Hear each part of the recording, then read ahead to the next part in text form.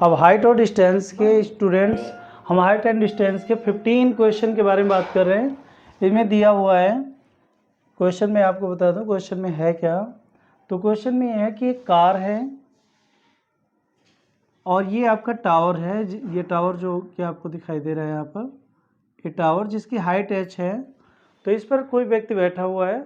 वहाँ से angle of depression, एक एंगल, ये पोल है, पोल पे कोई व्यक्ति बैठा हुआ है और उस पोल से किसी भी कार का जो एंगल बन रहा है, angle of depression. Angle of depression का मतलब ऊपर से अगर हम किसी भी चीज़ को नीचे देखते हैं तो एंगल ऑफ डिप्रेशन बनता है। तो पहले एंगल ऑफ डिप्रेशन आपका 30 डिग्री बन रहा है।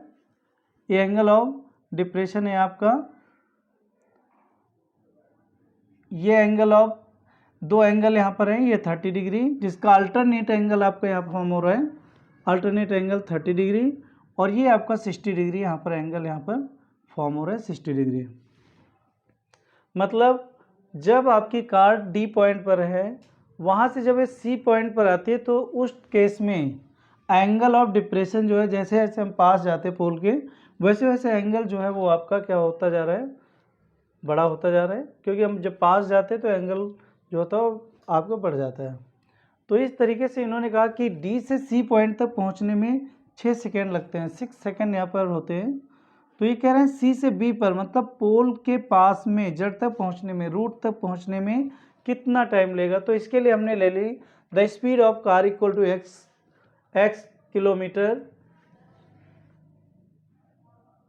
एक्स मीटर पर सेकेंड ले लीजिए आप यहाँ पर। इस अकॉर्डिंग टू क्वेश्चन हम चलेंगे और यहाँ क्वेश्चन हमें देखना पड़ रहा है 6 सेकेंड्स में। तो यहाँ पर मीटर पर सेकेंड में लेंगे हम, मीटर पर सेकेंड में। अब time taken by car, time taken by car equal to T second from C to B, C to B तक पहुंचने में कितना टाइम लग रहा है, टी सेकेंड अगर लग रहा है तो और डी से सी तक अब हमें डिस्टेंस निकालनी। तो स्पीड इक्वल टू किसके होता है, स्पीड इक्वल टू होता है डिस्टेंस अपॉन में, डिस्टेंस अपॉन में टाइम के होता है यहाँ पर। तो स्पीड अगर x है और डिस्टेंस हमें निकालनी है, और डिस्टेंस आपके अगर इस केस में डी है तो डी सी अपॉन में 6 आ जाएगा। तो डी सी इक्वल टू हम किसके राइट कर सकते हैं, 6x के, मतलब ये डिस्टेंस 6x हो जाएगी। तो उसी तरह अगर यहाँ से यहाँ तक पहुँचने में t टाइम लगता है तो ये tx हो जाएगा, ये डिस्टेंस जो होगी वो tx होगी।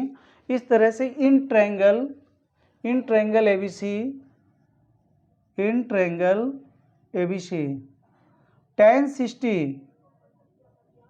60 इक्वल टू किसकी हो जाएगा, परपेंडिकुलर अपॉन में बेस। परपेंडिकुलर आपका h होगा, हाइट होगी केबल की, और यहाँ पर आपका आ जाएगा tx। tan 60 की वैल्यू होती है आपकी √3 और h अपॉन में tx, और h की वैल्यू आपकी आ जाएगी √3 tx होगी। ये आपका इक्वेशन फर्स्ट होगा। अब हम इन ट्रायंगल, होल ट्रायंगल में देखेंगे ABD में। तो इन ट्रायंगल ABD में अगर आप देखना चाहो तो आप यहाँ पर राइट करोगे tan 30, क्योंकि होल एंगल जो आपका यहाँ पर फॉर्म हो रहा है वो 30 डिग्री यहाँ पर फॉर्म हो रहा है।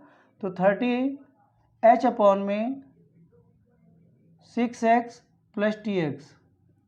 अब tan 30 की वैल्यू होती है 1 अपॉन में √3, और ये आपका आ जाएगा h अपॉन में 6x प्लस tx। अब यहाँ पर h की वैल्यू हम यहाँ पर पुट कर दें तो ये आपको हो जाएगा 6x plus tx equal to h√3। अब 6x प्लस tx, h की वैल्यू हम यहाँ पर पुट कर सकते हैं। h की जगह पर हम क्या लिखेंगे, √3 tx, और √3 तो और भी है ना आपका, ये यहाँ पर ये √3, तो ये 6x plus tx equal to हो जाएगा 3tx, और 3tx में आपका tx यहाँ पर सब्ट्रैक्ट हो जाएगा तो आ जाएगा आपका 2tx equal to 6x। x यहाँ पर कैंसिल हो जाएगा तो t इक्वल टू आ जाएगा 6/2 इन मीन दैट 3 सेकेंड। मतलब आपको यहाँ समझ में आ जाना चाहिए कि C से B तक पहुँचने में आपका टाइम कितना स्पेंड हो रहा है, 3 सेकेंड स्पेंड हो रहा है। इसलिए बहुत ही आसान क्वेश्चन है। D से C तक पहुँचने में 6 सेकेंड का टाइम लगता है और C से B तक पहुँचने में।